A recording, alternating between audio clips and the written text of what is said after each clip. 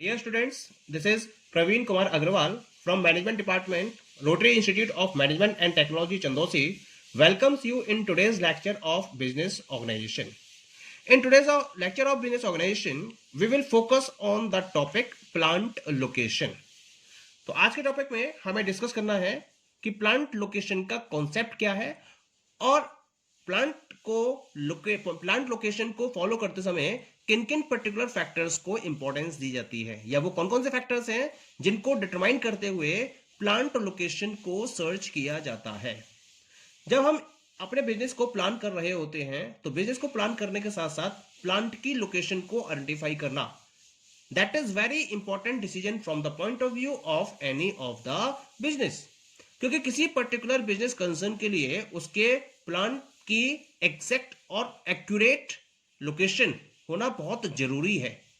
अगर properly location को search नहीं किया गया, प्रॉपरली बिजनेस को सुटेबल प्लेस पर लोकेट नहीं किया गया, तो हो सकता है कि ऑर्गेनाइजेशन को बहुत सारी डिफिकल्टीज फेस करनी पड़े और हो सकता है कि फर्म मैक्सिमम पॉसिबल प्रॉफिट को भी अर्न ना कर पाए। जब किसी प्लांट की लोकेशन को सर्च किया जाता है तो उसमें दो स्टेप्स को फॉलो किया जाता है। सबसे पहला स्टेप होता है कि हम उस पर्टिकुलर जनरल एरिया या रीजन को सिलेक्ट करते हैं जहां हमें उस पर्टिकुलर प्लांट को एस्टेब्लिश करना है। उसके बाद हम उस पर्टिकुलर एरिया में उस पर्टिकुलर साइट को सिलेक्ट करते हैं जहां हमें एग्जैक्टली उस प्लांट को लोकेट कर देना है। तो पहला तो है एरिया सिलेक्शन और उसके बाद है साइट सिलेक्शन। तो इस तरीके से हम किसी पर्टिकुलर प्लांट के लिए लोकेशन को सेलेक्ट करते हैं। अब एक बात और आती है, जब हम कॉस्ट ऑफ प्रोडक्शन की बात करते हैं, कॉस्ट ऑफ प्रोडक्शन में differ from site to site, यानी कि हम अगर डिफरेंट साइट्स पर प्लांट को लोकेट करते हैं तो उसकी कॉस्ट भी क्या होगी, अलग अलग होगी। क्यों होती है? क्योंकि इसके पीछे बहुत सारे फैक्टर्स होते हैं, उन फैक्टर्स में वेरिएशन आ जाता है और उन फैक्टर में वेरिएशन की वजह से जो कॉस्ट ऑफ प्रोडक्शन है वो भी वेरी कर जाती है। इसी वजह से ये जरूरी है कि हमें उस पर्टिकुलर साइट को सिलेक्ट करना है जहां पर कॉस्ट ऑफ प्रोडक्शन क्या होनी चाहिए, लोएस्ट। क्योंकि अगर कॉस्ट ऑफ प्रोडक्शन लोएस्ट होगी तभी तो आप अपने प्रॉफिट मैक्सिमाइजेशन के ऑब्जेक्टिव को अचीव कर सकते हो। Point is clear? यानी कि प्लांट को लोकेट करते समय यह देखना जरूरी है कि जो भी रिक्वायरमेंट्स हैं वो जरूरी हो रही हो, क्योंकि आपको लैंड लेबर की रिक्वायरमेंट है, मटेरियल की रिक्वायरमेंट है, मैन की रिक्वायरमेंट है, मनी, मशीनरी, इक्विपमेंट्स, ये सारे जो भी फैक्टर्स आपको रिक्वायर्ड है अपने बिजनेस को स्टार्ट करने के लिए, अपने प्लांट को रन करने के लिए, उन फैक्टर्स की इजी वे में अवेलेबिलिटी हो, ये आपको एंश्योर करना होता है और उनकी अवेलेबिलिटी नियर बाय प्लेसेस में हो, आपको बहुत ज्यादा अप्रोच ना करना पड़े, तब जाकर क्या कर सकते हो, आप अपनी कॉस्ट ऑफ प्रोडक्शन को मिनिमम लेवल तक ले जा सकते हो। इसका मतलब प्लांट लोकेशन क्या हुआ? Plant location refers to the choice of the region where man, material, money, machinery and equipment are brought together for setting up a business or factory. It is a place where the cost of the product is kept too low in order to maximize gains. यानी कि plant location उस particular reason की choice को define करता है जहां हम different type के जो हमें रिक्वायरमेंट्स हैं, man, material, money, machinery, equipment, इन सबको एक साथ ला सके, एक साथ इकट्ठा कर सके और अपने बिजनेस या फिर अपनी फैक्ट्री को हम सेटअप कर सके। ये वो प्लेस होता है जहां हम अपनी कॉस्ट ऑफ प्रोडक्शन को कम से कम लेवल तक ले जा सकते हैं जिससे कि हम अपने गेन को मैक्सिमाइज कर सकें। Point is clear? अब हम बात करते हैं about the factors affecting the plant location. वो पर्टिकुलर फैक्टर्स जो आपकी प्लांट की लोकेशन को अफेक्ट करते हैं या जिनको कंसीडर करते हुए आपको क्या करना होता है, अपने प्लांट की लोकेशन को सर्च करना होता है। वेरियस फैक्टर्स है इस सीक्वेंस में, इनको हमने दो पार्ट्स में डिवाइड कर रखा है, एक तो प्राइमरी फैक्टर्स होते हैं और दूसरे होते हैं secondary factors. These factors affect the decision of an entrepreneur in selecting a site for the location of industrial enterprise. Choice of location is the result of weighing and assessing the relative significance of these factors. होता क्या है, एक entrepreneur primary और secondary दोनों type के factors को consider करता है, उनका वेटेज लेता है, उनकी रिलेटिव सिग्निफिकेंस को एसेस करता है और उसके बेसिस पर ही किसी भी पर्टिकुलर लोकेशन की चॉइस को फाइनलाइज करता है। Okay, the factors affecting the plant location decision are as follows. इनको मैंने एक चार्ट के हेल्प से रिप्रेजेंट किया है। इन्हें मैंने दो पार्ट्स में कैटेगराइज करा है। The first one is representing primary factors, second one secondary factors को रिप्रेजेंट कर रहा है। प्राइमरी फैक्टर में क्या क्या फैक्टर्स आते हैं?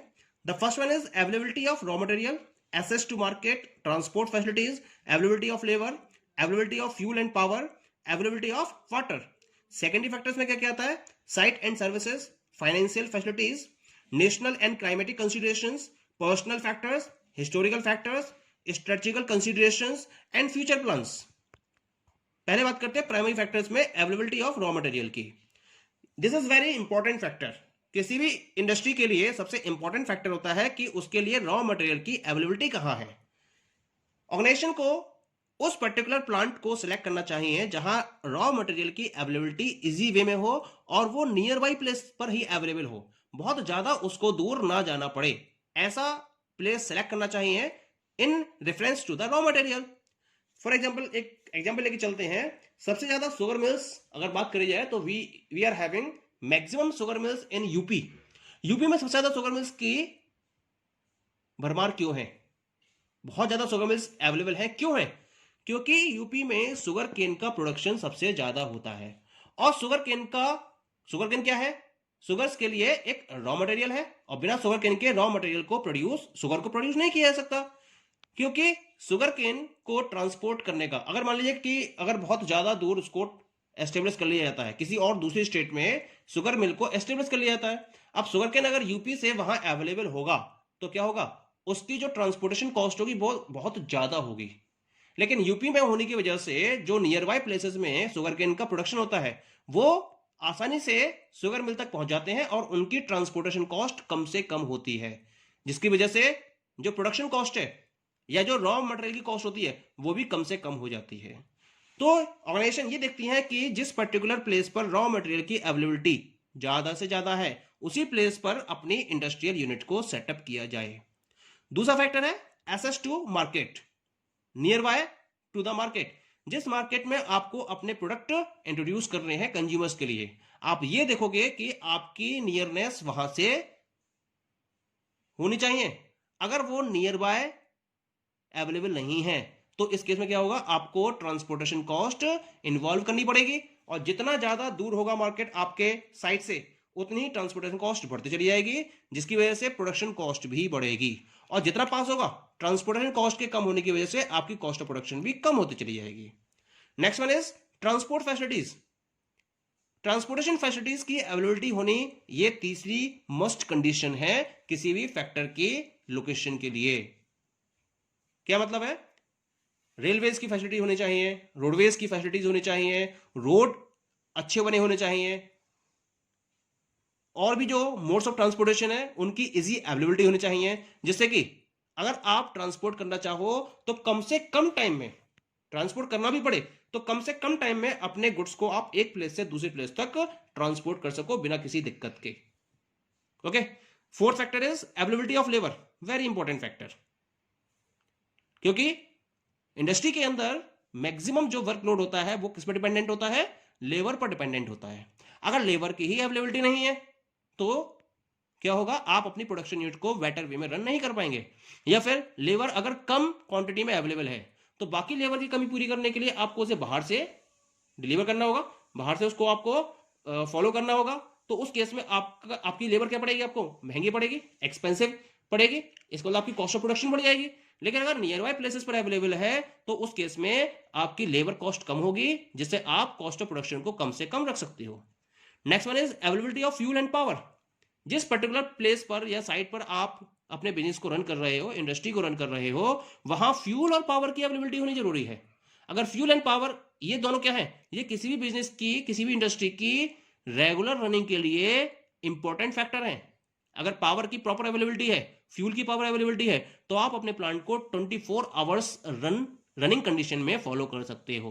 तब क्या होगा? उससे आपकी प्रोडक्शन कॉस्ट क्या होगी? ऑटोमेटिकली कम होती चली जाएगी। लेकिन अगर पावर कट की प्रॉब्लम है, फ्यूल की अवेलेबिलिटी नहीं है, तो उतना ही टाइम क्या होगा? आपको डैमेजेस उठाने पड़ेंगे बहुत सारे, और इसकी वजह से आपकी कॉस्ट ऑफ प्रोडक्शन बढ़ जाएगी। Next one is availability of water.